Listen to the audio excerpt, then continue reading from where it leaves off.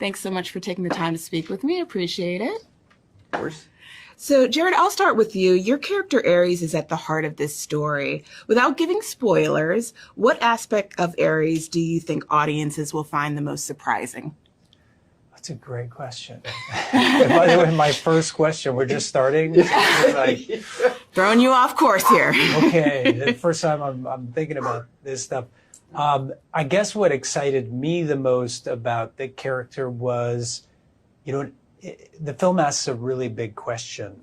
What does it mean to be alive? What is life? And, we kind of go on a journey with Ares as he goes from this digital character. Can I say this? My spoiler alert, maybe?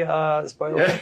But, we kind of follow this really interesting journey of the character as Ares goes from being like a digital program to something else. So I found that really fascinating.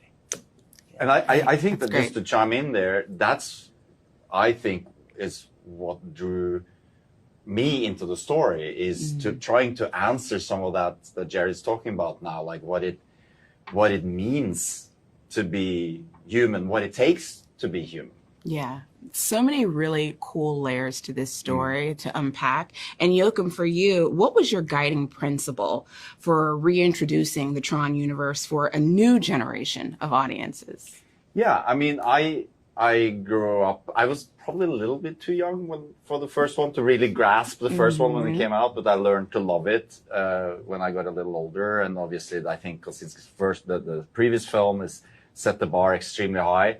I think it's always like, okay, what's the new thing? What can draw you in this time? And I think that when they presented me with, and I say they, I mean Jared and the gang over at Disney, it was the idea of the assets coming into the real world.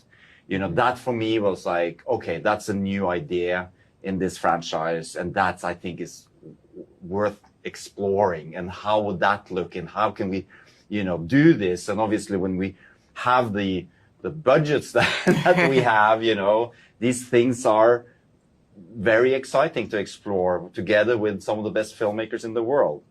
Yeah. And in the world of AI, it's very close to real life parallels with what's happening today. Yeah. Yeah. And you get that mix in the film, and that's why it was important for us to try and do as much as we could, what we say, in camera, and make it feel as real as possible, because that's the contrast in the film between the digital world and the real world,